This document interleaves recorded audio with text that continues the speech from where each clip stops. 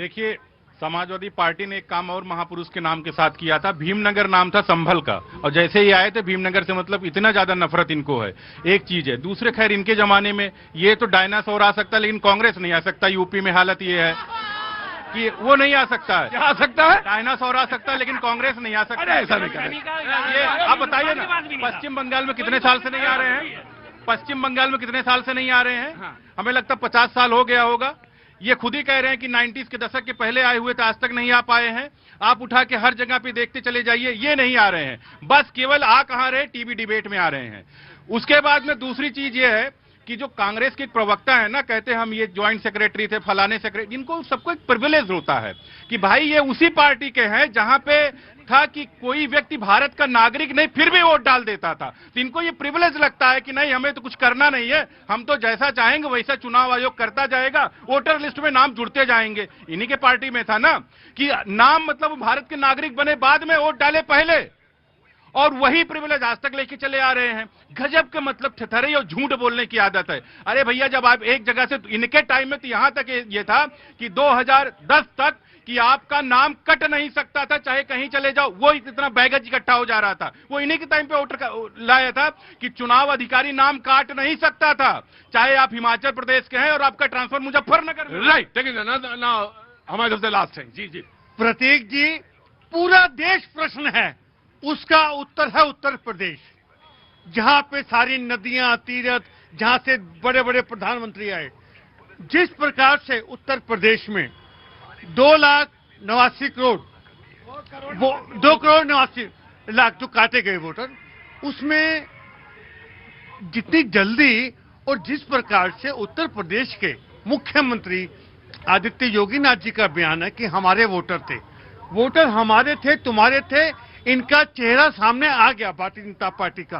Bharatiya Janata party के साथी ने जब डिबेट शुरू की, इन्होंने कहा कि हमारी सरकार ने घुसपैठियों के वोट काट दिए। इसका मतलब जो सरकारी तंत्र है वो लोकतंत्र की हत्या कर रहा है। मतलब भारतीय जनता पार्टी तय करेगी कि ये वोटर ठीक है, ये गलत है, या चुनाव या जवाब कौन देगा? सरकार देगी। मुझे एक सवाल का जवाब दीजिए। इतनी देर से हम बहस कर रहे हैं, आपने बिहार में ये सवाल उठाया था? आपने बिहार में जाके एक बार भी आपत्ति दर्ज कराई थी इलेक्शन कमीशन में कि नहीं? और जब वो डेट खोली, विंडो खुली, तब तो आपने एक सन्ना जैसा सांप काट गया, सूंघ गया आपको कि आप दिखाई नहीं पड़े कहां हैं आप। प्रतीक जी बिल्कुल। और यहाँ के डिबेट में आके हल्ला मचा रहे हैं इतनी देर से। प्रतीक जी, हाँ, हल्ले की बात नहीं है, मैं लॉजिक की बात। भाई आप कहते हैं लोकतंत्र खतरे में, लोकतंत्र खतरे में। कैसा लोकतंत्र खतरे में? या आप डिबेट में तो आप आवाज करें, पार्लियामेंट में नहीं पूछेंगे? नहीं, पार्लियामेंट में नहीं पूछना है, वहां जाके आपत्ति नहीं दर्ज करानी, यहाँ डिबेट में होकर हल्ला मचाना है। प्रतीक जी, हाँ। मैंने कहा भारतीय जनता पार्टी के साथी ने कहा इनकी रिवाइंड की जाए डिबेट। इन्होंने कहा हमारी सरकार ने नाम काटे घुसपैठियों के। ये कौन होते हैं?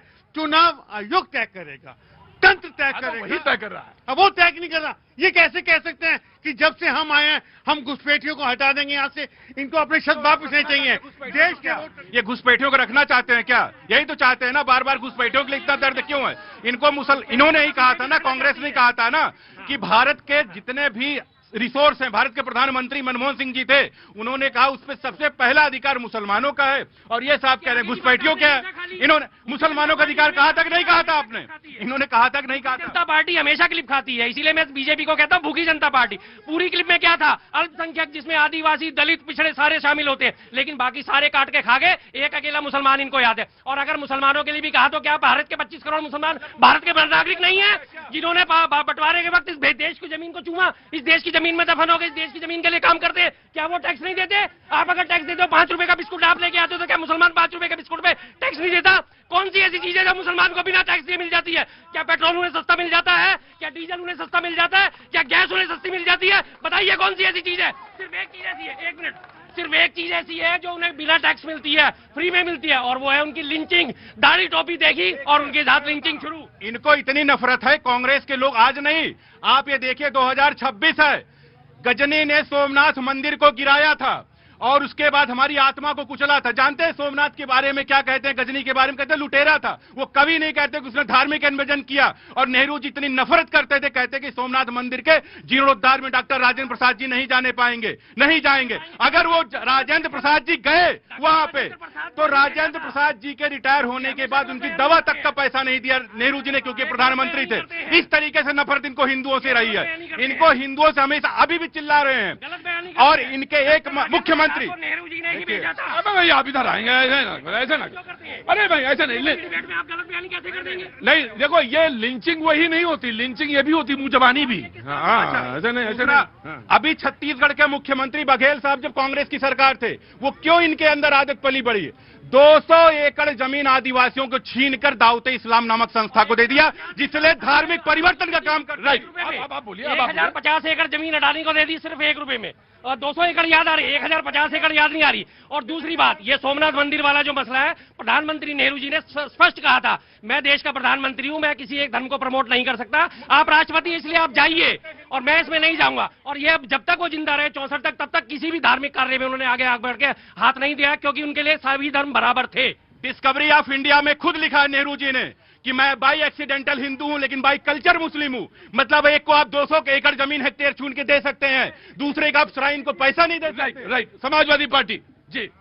नेहरू जी को इतना बदनाम क्यों, कोई फोबिया है क्या? भाई अभी भी ना भूल रहे, इतना दर्द क्यों? सुनिए, जब एम्स बना, अरे सुनो भाई, एम्स के लोगों में भी संस्कृत में लिखा है। खड़गपुर IIT है ना, उसका भी लोगो है, उसका में भी संस्कृत में लिखा है, उसमें भी संस्कृत में लोगो लिखा है। संस्कृत में नहीं लिखा है। हाँ। वो वेदों से, उपनिषदों से वाक्य लिए गए हैं। हाँ, उपनिषदों से बात लिए, इसीलिए कि लोग अगर मेडिकल की पढ़ाई करें, लोग IIT की पढ़ाई करें, विज्ञान की पढ़ाई करें, लेकिन साथ में उनको ये याद रखना चाहिए कि हम सनातन धर्म से जुड़े, हमारे वेदों का पाठ वो भी याद रखना चाहिए। इसलिए नेहरू जी ने कहा था। जिन्ना ने तो यहाँ तक कहा था कि जो नेहरू जी हैं वो हिंदूवादी नेता है, वो मुसलमानों के खिलाफ है। देखिए, बिल्कुल समाजवादी पार्टी की वो बात बिल्कुल याद रखना चाहिए। जब मुजफ्फरनगर में दंगे हुए तो टोपी पहचान का मुआवजा इन्होंने दिया था, हिंदुओं के 1 पैसे का मुआवजा नहीं दिया था। ये इनको याद रखना चाहिए, लोगों को ये बिल्कुल याद रखना चाहिए।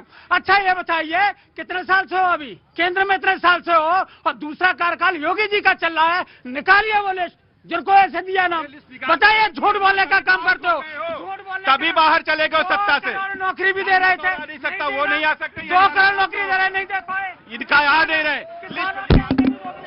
किसानों की आमदनी दोगुनी कर रहे थे, कहाँ दे पाए? बताइए। नहीं बताइए, आप बताइए ना। मुद्दे से भाग गए ना, जैसे मुजफ्फरनगर का नाम लेते ऐसे दर्द इनका कहाँ से कहाँ है ना।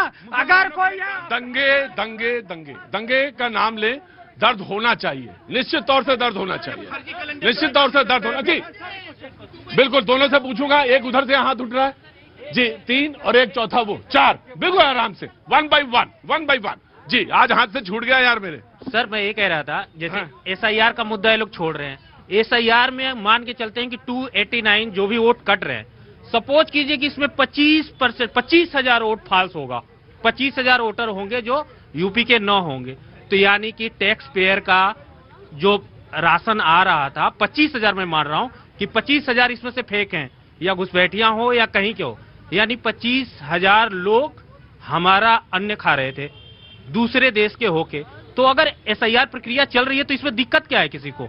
अगर चल रही है, अगर हमारा घर साफ हो रहा है तो इसमें दिक्कत क्या है? हम तो खुद ही दुनिया के सबसे बड़ी जनसंख्या है, ऊपर से बाहर के लोग और आते जाएंगे, हमें मिलेगा क्या? और ये राजनीतिक जितने भी लोग हैं, अगर कोई भी प्रक्रिया आती है, जैसे बैंकिंग जब आया था, जब कंप्यूटराइज हुआ था, तो लोगों को बड़ा दिक्कत थी कि हम नहीं कर पाएंगे, बूढ़े लोग बोलेंगे हम तो छोड़ बैंकों का, जब मैं आप बताएं आपको, इंदिरा जी ने बैंकों का राष्ट्रीयकरण किया तब भी लोगों ने कहा कि ये गलत है। हाँ, तो अगर ये सिस्टम आ रहा है तो इसे हमें एक्सेप्ट करना चाहिए, चाहे वो कोई पार्टी का हो। राइट जी, जनाब आली।